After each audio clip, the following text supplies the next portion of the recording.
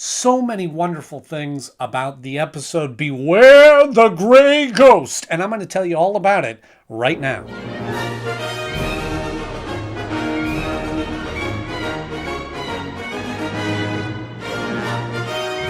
Hello friends, welcome back to the show. I'm Andy Knode, and 25 years ago today, November 4th, 1992, the episode Beware the Gray Ghost aired for the first time with Batman the Animated Series. And if you're like me, then you grew up watching this show and you were glued to your television set when this episode came on and all the other episodes of Batman the Animated Series. If this sounds like you, then please hit that subscribe button so that you don't miss an episode as we review each and every episode on the 25th anniversary of their original air date. And be sure to stick around until the end of the episode so you can see where this episode ranks in my favorite episodes of the animated series that we've reviewed so far. For out of the darkness comes the Gray Ghost. I don't think I'm alone in saying that this episode is so special to me for so many reasons. I don't even really know where to begin. And it's one of those episodes, and the more that I see it over the years, the more that I appreciate it. And I'm going to tell you why.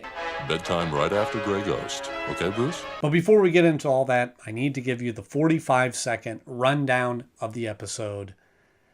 And here we go. We begin with a cold opening of Beware the Gray Ghost television show in black and white from way back, and then we see Bruce Wayne, a young Bruce Wayne, and his father watching the episode. Then we cut back to modern day where things are happening that mirror that, the same sort of sound and the same explosions as in the episode of The Gray Ghost, the Mad Bomber. Batman starts looking into this. He has a tortured nightmare, and he wakes up and he realizes that it's about the Gray Ghost, so he goes to try to find the episodes. They don't have them anymore, but he finds that Simon Trent is still living in Gotham. He goes to find him, finds that he's down on his luck and he's trying to get work and he can't get work, and then he's kind of short with Bruce Wayne, and Bruce Wayne says he's still his hero, and then Gray Ghost joins him to fight this, and he gives him the episode of the Gray Ghost of the Mad Bomber, and he goes out to help Batman while they're out there together. Then they find the bomb and they see the car and they go to get the Toy Master and they get there. I just love this episode, and they end up getting back to the Mad Bomber and they stop him, and then everything's well, and then they have a new DVD release of the episode,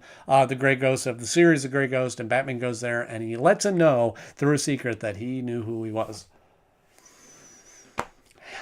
I don't even care. I just love this episode. For all little Gray Ghosts to be in bed. This cold opening that they show in black and white of the Gray Ghost episode with the Mad Bomber, everything about it is just spectacular. It's got that very vintage kind of feel. Nostalgia is so strong with this. And there's a way that they do the animation in this where there's a little bit of glow on the white. And that image stuck with me. And I think that it goes back to the days of when they used to wipe Vaseline on the lenses and it would make they kind of flare out some of the brighter colors. But they do that in the animation, and they have done that in previous episodes of the animated series. In fact, I was doing a commercial for a variety show that I was producing, and in the commercial, I tried to mimic that imagery, and I didn't quite know why that was stuck in my head in order to do that, to make it look like that vintage kind of old feel. But it was this episode, and I think that's just proof of how well that this sticks with you. And what does it have to do with my old hero?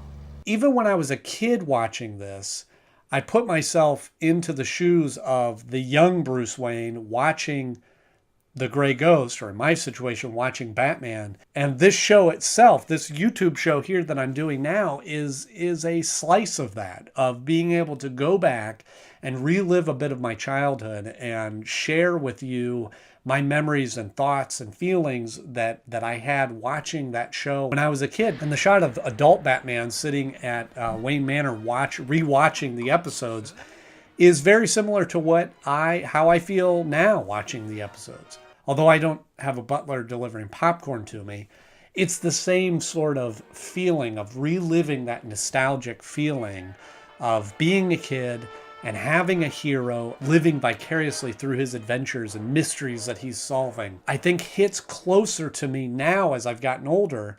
Although, like I said, when I was younger, I knew that there was something special about this episode. The original Gray Ghost costume. You sure you want to get rid of this? But I think everybody knew that there was something special about this episode, because watching it back now, especially through more of a critical eye in doing these reviews, the performances are elevated, especially from Kevin Conroy, and obviously with Bruce Timm himself being a part of the episode. And the animation is just really, really detailed. And again, what we talked about in those early episodes of just being really above and beyond what they needed to do or what was required. The scene where Batman and the Gray Ghost get into the Batmobile and are being pursued by the toy cars, the animation of that is amazing. And every time that the bomb goes off, the way that the light changes on the shadows of Batman and the Gray Ghost, just incredible. I can only speculate. The producers and everybody involved in this episode knew that it was something special. And one of the reasons for that is because Adam West himself does the voice of the Gray Ghost. Pay up or pay the consequences. $1 million in cash or the Piedmont Bank is next. Signed, the Mad Bomber. Adam West as the original Batman. And again, I can relate to being a kid watching that really being my first exposure, although I didn't grow up in the 60s.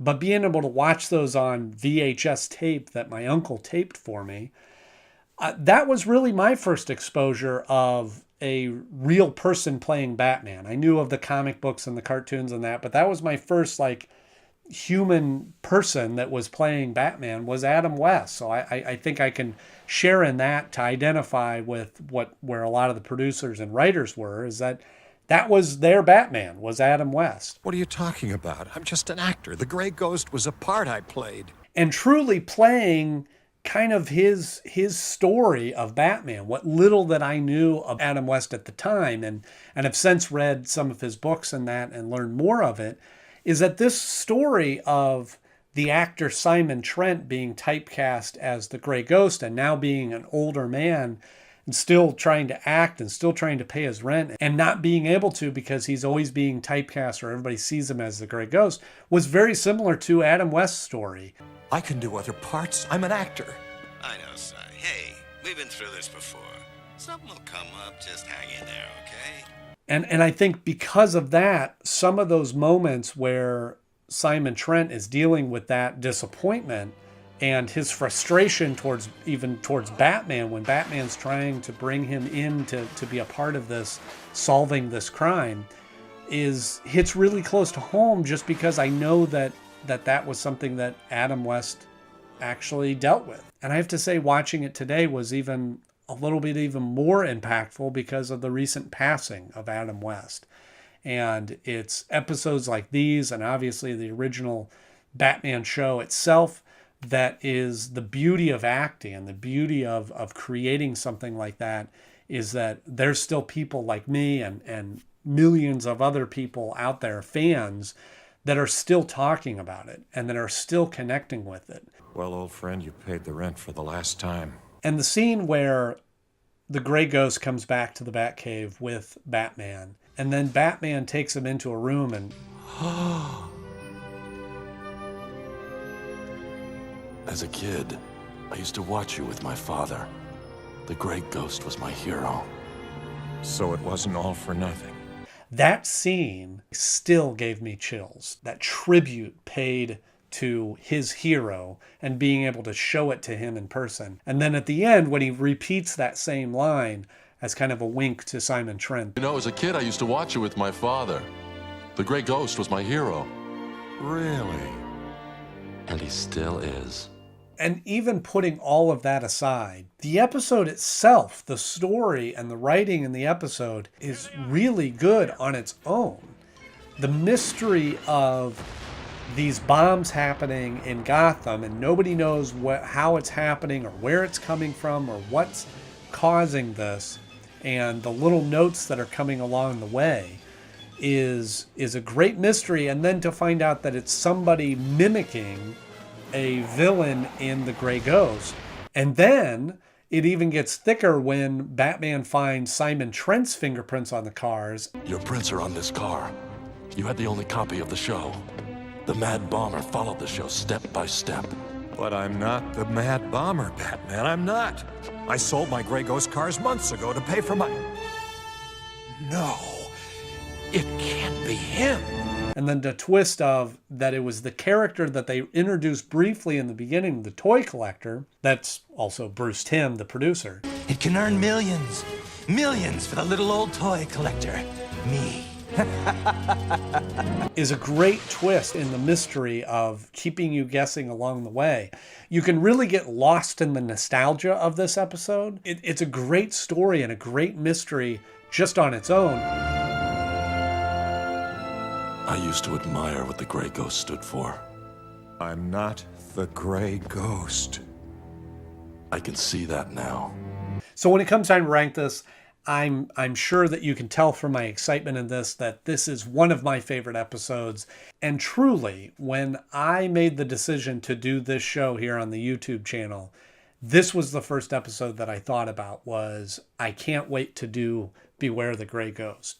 There's so much to identify with. It's so neat to have Adam West be a part of the episode. I can identify in so many different levels with the different characters in this story. And there's just so many parallels with Adam West and the 60s Batman and the Batman now and the animated series and the nostalgia of it.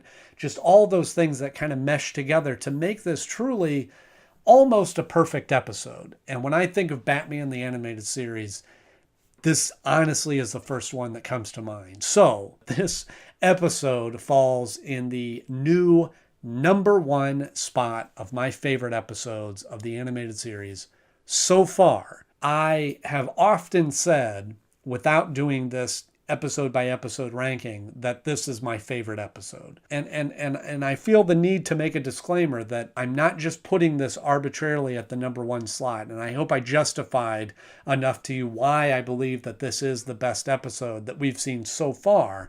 And I am fully prepared, if an episode comes along that can stack up and compete with the Grey Ghost, I will bump it from the #1 slot. As I've done a few times in this list where there was some episodes that surprised me that I didn't like as much when I was younger. Watching them back now, I had a new appreciation for them, and they rank much higher on the list than I thought they would. But as of right now, Beware the Grey Ghost is proudly holding the #1 slot of my favorite episodes so far. I made hundreds of those shows. They're all a blur. So is it just me, or does this episode also carry a huge nostalgic factor for you? Do you have the great fond memories of this episode? And where does it fall on your list? Is it #1? Is it #2, #3? Or is it number 30? Is it way down on your list? I'd love to know in the comment section below. The Grey Ghost. Name something else. If you enjoyed this video, please hit the like button. And if you want to see more of these episodes, then hit the subscribe so that you don't miss one. Now, we have another episode coming up tomorrow, November 5th, for Cat Scratch Fever. So you don't want to miss that. As always, I'm Andy Knode. Thank you so much for watching, and I'll see you next time.